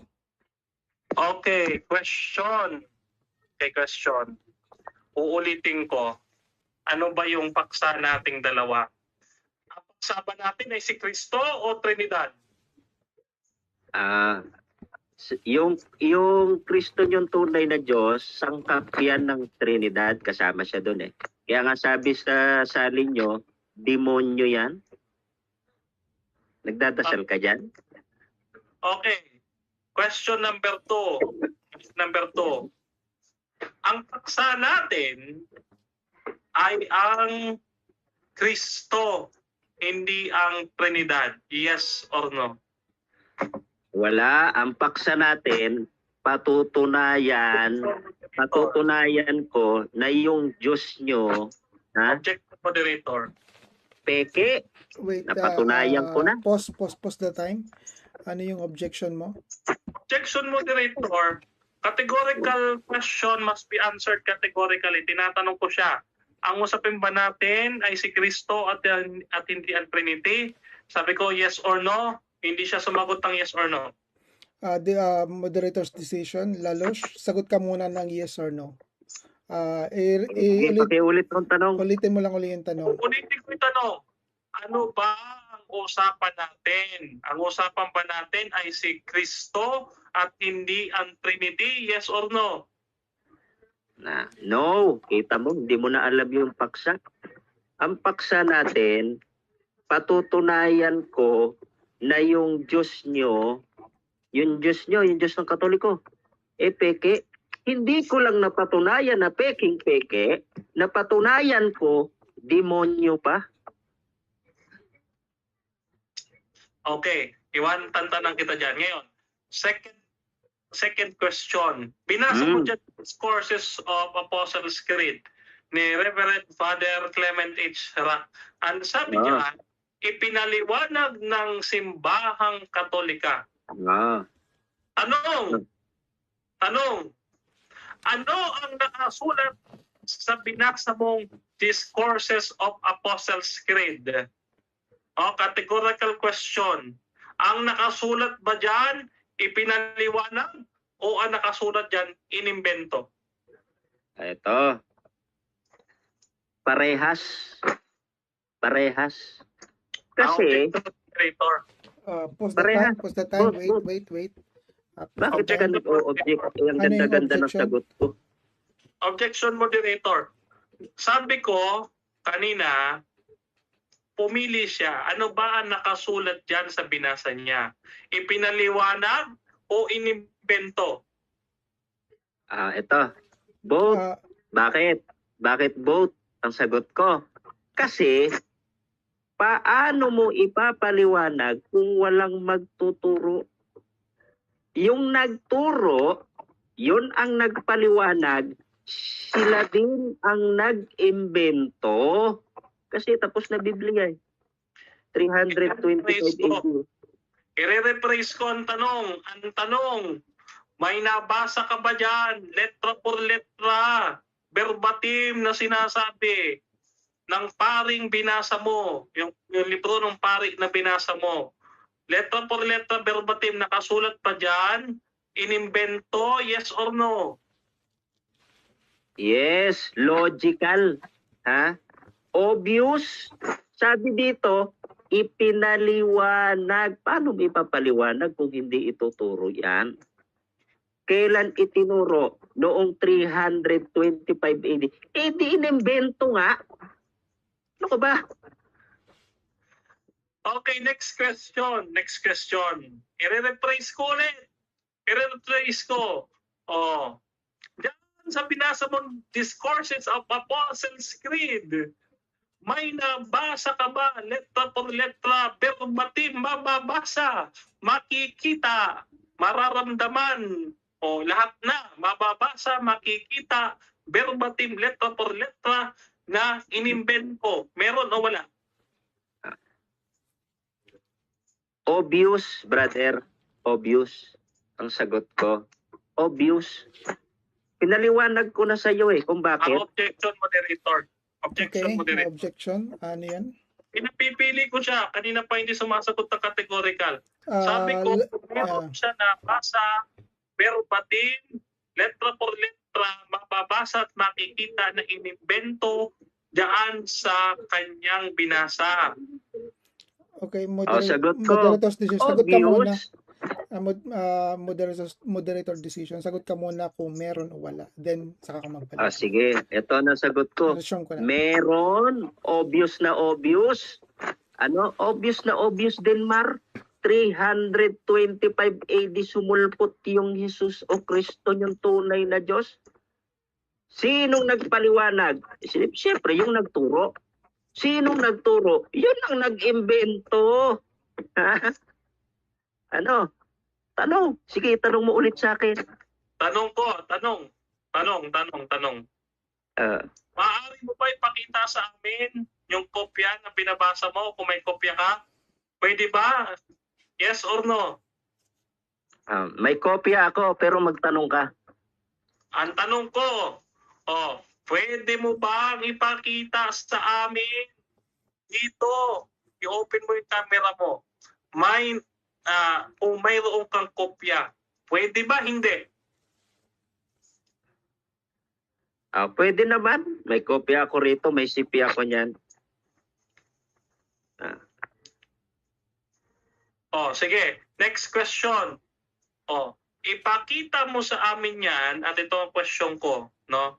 May mababasa ka ba? Uulitin ko. May mababasa ka ba dyan? Salita, inimbento. Pakita mo at sagutin mo yung tanong ko. Ito ang sagot ko. Obvious, meron. Tapos na nga ang Biblia Sa kanyo lang itinuro dito sa libro nyo noong 325 AD, si Kristo ay si Jesus o si Kristo ay tunay na Diyos. Utos ng pananampalataya. Kailan lang inutos? Kailan lang ipinaliwanag, itinuro? Noong 325 AD. Obvious na obvious. Inimbento. Impostor. Okay. Okay. Iwanan kita dyan. Okay, iwanan kita dyan. Sabi mo, ang Diyos ang nagbigay ng buhay. Gawa 3:15, ang sabi ng San Pedro, pinatay ninyo ang lumikha ng buhay. Sino yung pinatay? Ito sagot ko. Ang pinatay, si Kristo. Bakit? Kasi hawak ng Diyos ang buhay ni Kristo. Bakit sinabi ng Biblia na gumawa ng buhay? Dahil binigyan ng Diyos si Kristo ng otoridad na magbigay ng buhay sa mga taong maniligtas. Hindi pa rin si Kristo ang original niyan. Binigyan lang siya ng Diyos ng karapatang magbigay buhay sa mga taong maniligtas. Hindi kayo kasama ron. Kasi yung Kristo nyo, imbento lang. Impostor. Okay. Next question. Ina-affirm mo ba dito sa amin na ang Diyos ang tanging nagbibigay ng buhay at hindi ang tao? Yes or no? Ito sagot ko. Ang Diyos ang nagbibigay ng buhay. Ngayon, binigyan niya si Kristo ng otoridad. Time na tayo. So now, after tapos na yung rebuttals natin, tapos na rin yung questioning natin, proceed tayo sa conclusion. Pero bago tayo mag-proceed ng conclusion, mag-shoutout muna tayo ng mga nasa comment section. Shoutout kay Hamski, kay Nina, kay Nanay Nina, kay Sir Noel nanonood, kay Prince Jomong, kay Vondex, kay Alvin, kay Walhang. Sa mga nanonood dyan, shoutout sa inyo. So, ngayon, dadako na tayo sa last part, which is conclusion na. Ang una ditong magbibigay ay si negative, si Lalosh. So, are you ready, Lalosh, for your 5 minutes conclusion? Pwede ba mag-request? Anong request? Kukuha tayo sa participant na magbabasa ng verse ng talata. Okay lang ba? Within your 5 minutes, isasama mo yan sa 5 minutes. Lang naman. Isasama mo yan sa 5 minutes as long as within the 5 minutes na presentation mo and na conclusion yes, mo. Kasama Permitted siya. mo yung 5 minutes. Okay? Kasama. Sige. Your time starts now. Okay, sige. Dapat kasi, Denmar, at sa mga kaibigan naming Katoliko, hindi naman namin kayo kaaway. Magkaiba lang tayo ng pananampalataya. Yung pananampalataya nyo lang, huwad. Kaya gusto namin kayong maligtas din. Gaya namin, na makaalam ng katotohanan. Huwag dyan sa Kristo nyong inimbento. Dapat ito maging mindset.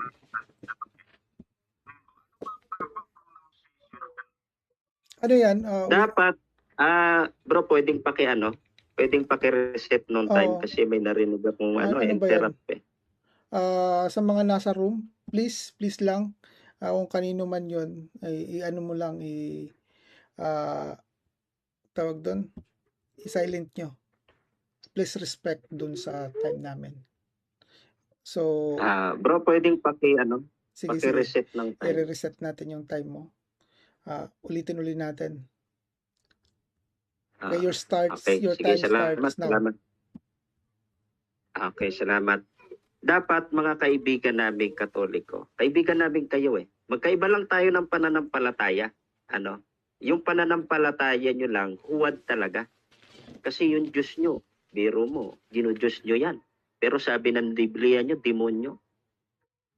Demonyong Trinidad. Di ba kasama dyan yung Diyos anak nyong Kristo? Kasama dyan. Yan ang kinatuparan nung sinasabi ni Kristo sa Mateo 24 na magkakaroon o may lilitaw na mga peking Kristo. Yan yun, nung 325 AD. Ito dapat ang maging mindset nyo, mga kaibigan naming Katoliko. Para mahango kayo dyan sa maling paniniwala na yan.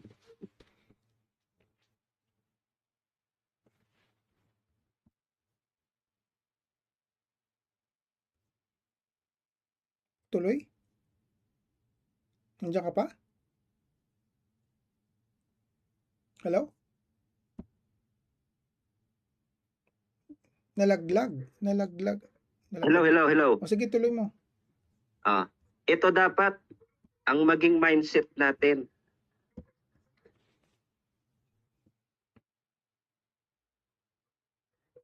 Yes. Ay, teka. Sige.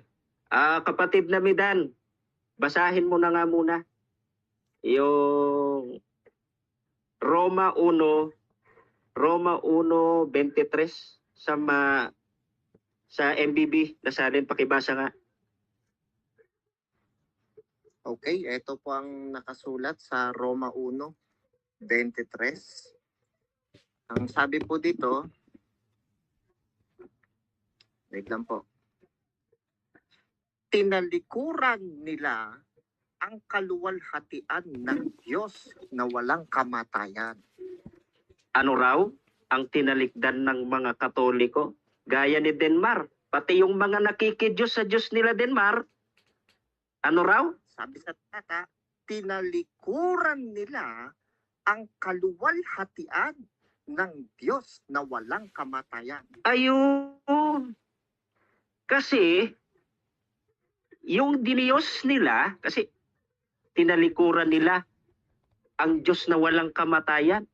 Ang gusto kasi nilang Diyos, yung Diyos nilang impostor na made in Turkey, na namamatay taon-taon tuwing Kwaresma yan. Tapos pagdating ng December, baby na uli. Ngayon, ayaw naman nila sabihin, o ayaw naman nila sambahin ang Diyos ni Kristo at ng mga tunay na Kristiyano. Dahil dyan, anong masaklap na kinasapitan ng kanilang paglilingkod? Ituloy mo nga, Bro Midan. At ang sinamba nila ay mga larawan ng mga taong may kamatayan, ng mga ibon, ng mga hayop na may 4 na paa, at ng mga hayop na gumagapang. Napakasaklap. Yan yung mga santo na may kasamang hayop. Sinasamba nila yung santo. Kasama siyempre dyan yung hayop. Biro mo, hindi lang sa larawan sumasamba, hindi lang sa tao, pati sa hayop. May ahas pa. Sino ba yung ahas na yan na sinasamba rin nila yan? Yung Pedro nila, yung San Pedro nila, hindi natin alam kung ano ba yun, sugarol ba yan o sabongero eh. May buaya pa. Pag buaya, o korap. Tuloy mo nga, kapatid na Bidan. Kaya't hinayaan na sila ng Diyos sa kanilang maruming pagnanasa. Nako. Teka, kapatid na Bidan. Ang sabi sa binabasa mo, sa kanilang maruming pagnanasa, ibig bang sabihin masamang layunin yan, kapatid na Bidan? Masama ho, basahin uli natin. Kaya't Opo, hinayaan na sila ng Diyos sa kanilang maruming pagnanasa. Ayan na. Pakinggan nyo na. Hanggang sa hindi na nila mapigil ang Okay, paggawa time. ng kahalayan. Time na. Denmark, nandiyan ka? Hello, Denmark? Yes, nandito ko. So Yes. this is your conclusion, Tinapos. Denmark. Denmark, 5 minutes. Pwede ka rin mag-request ng tagabasa kung may tagabasa ka dyan. Wala akong wala Pero dito sa akin, wala kang nandito sa akin yung santo't mga banal. Sige. So 5 minutes. Your time starts now. Okay, magandang gabi muli sa ating lahat mga kapatid. Ang inyong lingkod, Brother Denmark Santiago. Mga kapatid, hanggang ngayon ay nakatayo pa rin ang aking topiko na pinatutunayan. Ang Diyos naming mga Katoliko ay tunay, bagaman siya ay patay. Bakit? Una, babasahin po natin ito. Ako po hindi po kukuha ng tagabasa, pero ito po, babasahin natin letra por letra na matay ang Diyos. Unang Timoteo 4:10 ng The Living Bible. We work hard and suffer in much order that people will believe it, that our hope is in the living God who died for all, and particularly for those who have accepted His salvation. Yun naman pala mga the living God who died for all. 1 Timothy chapter 4 verse 10 ng The Living Bible. Mga kapatid, ang Diyos, nung siya espiritu, hindi siya mapapatay. But since ang Kristo, no, na ikalawang persona ng pagka-Diyos, no, ng Godhead Trinity, no, ay nagkatawan tao at dagdagdag ng kalikasang tao. Sabi niya, pagpasok mo sa sanlibutan, inihanda mo ko ng katawan. Ito po yung incarnation, ang misteryo ng ating pananampalataya. Ano sabi doon? Si Kristo'y namatay, si Kristo'y nabuhay. At yung Kristong namatay na yon, mga kapatid, babalik bilang manunubos. Ano sabi? No? Isaiah 44:24, ganito sabi ng Panginoon ng mga hukbo, na inyong manunubos. Siya ang nagdagdag ng langit at siya ang naglatag ng lupa. Hebreo 1:8, no? Ang iyong luklukan, O Diyos, at ikaw, Panginoon, ang naglatag ng lupa at nagdagdag ng langit. Maliwanag, ang Kristo, tunay na Diyos. Ang hindi maintindihan ng ating kapatid, binasa niya, no? Discourses of Apostles' Creed, ipinaliwanag ng simbahang katoliko. Oops, teka, iba ang ipinaliwanag sa inimbento. Bakit kailangang ipaliwanag? Sapagkat mayroong kontrobersi. No? Si Arius na isang obispo, no? Obispo na itiniwalag ng simbahan bilang heretiko kasama ni Nestorius, no? Ay nanggugulo sa simbahan, kaya nagpatawag ng konsilyo ng mga obispo upang konfrontahin itong dalawang ito na nagkakalat ng heresiya sa simbahan. Ipinaliwanag na ng simbahan ang stand nito, ang opisyal na doktrina. Hindi ibig sabihin na ipinaliwanag, doon lamang sumulpot. Parang si Felix Manalo, kailan niya ipinaliwanag na siya ay anghel, uod at anghel, ay uod at ibon. Kailan? 1913. Tandaan nyo na, itinatag ang Iglesia ni Manalo noong 1914. Ang kanyang pagkasugo lumitaw lang 1913. No? So, paliwanag mga kapatid, no? Ang sabi ito sa isang kanilang pasugo, 1964, page 5, sabi diyan, sino ang kumatha ng mga aral na itinuturo ng mga ministro at manggagawa? Ang kapatid na Felix Manalo ang kumakatha ng mga aral. Maliwanag mga kapatid, sinasabi ng kanilang pasugo, no? Na si Felix Manalo ang kumakatha din ng aral. Sino ngayon ang nag-iimbento ng aral? No. Kami ipinaliwanag namin sapagkat may nanggugulo, at ngayon may nanggugulo mga iglesia ni Manalo. Ginugulo ang isip ng mga Kristiyano. Tama yung sinabi ninyo. Kayo ay nagugulumihanan, Romans chapter 1 verse 20, no? To 23, kayo ang naguguluhan yan. Bakit?